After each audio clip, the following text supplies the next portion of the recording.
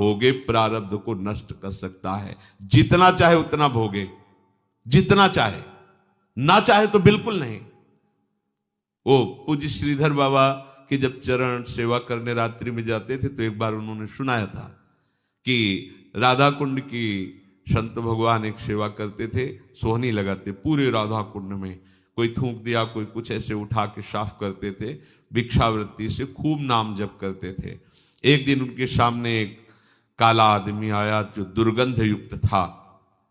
बाबा भजन में बैठे थे, राधा कुंड का दर्शन करते हुए भजन कर, क्या बात है, क्यों खड़ा है? तो उनका, आप हमसे बोले तो हमारी बोलने की हिम्मत पड़ी, मैं आपका बुरा प्रारब्ध हूं कई जन्मों का हूं, तो क्या चाहते हो?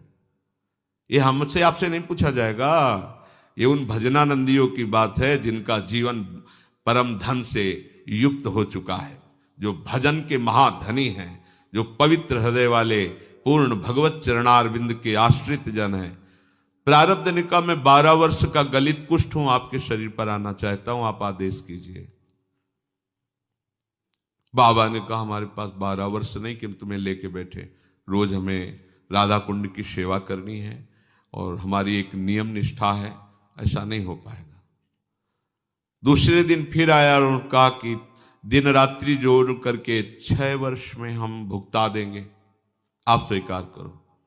6 वर्ष बहुत होते, हमारे पास समय नहीं।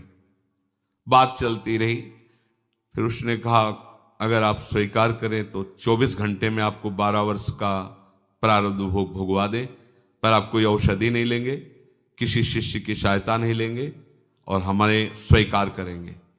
बाबा कहा 24 घंटे तो ठीक है, हम सुबह सुबह राधा कुंड की सेवा करके एक कमरे में बैठ जाएंगे, आप हमारे ऊपर आ जाना, दूसरे सुबह फिर हम सेवा में आ जाएंगे, हमारी सेवा नहीं छूटेगी, चलो ठीक है। अपने शिष्यों से कहा कि आज मैं कितना भी चीखूं चिल्लाऊं, कोई हमारे कमरे में मत आना जब तक हम स्वयं खुलकर बाहर ना आवें। और जहां कहा हाँ मैं स्वीकार करता हूं, तत्काल पूरा नख से सिक तक पक गया शरीर, पीप बहने लगा, भीषण पीड़ा, बस वही नाम चिंतन में अपने मन को लगा दिया।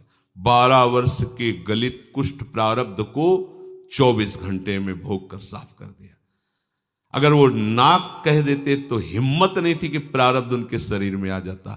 ये देखो नाम बल, नाम में बड़ी, आप क्या समझते नाम जापक हैं, आपको जो रोग आया है, जो कष्ट आया है, बहुत कम करके आया है, बहुत कम करके दुलार पूर्वक प्रभु हमें दे रहे हैं, उसको बहुत सहज सहज ऐसे ही सहज। अगर वो प्रभु से बिलग हो जाओ और फिर देखो इसका तांडव, तो आपको प्रतिपल यही लगेगा मर जाऊं तो अच्छा, सच्ची कहता हूं, प्रतिपल यही लगेगा कि मर जाऊं तो अच्छा।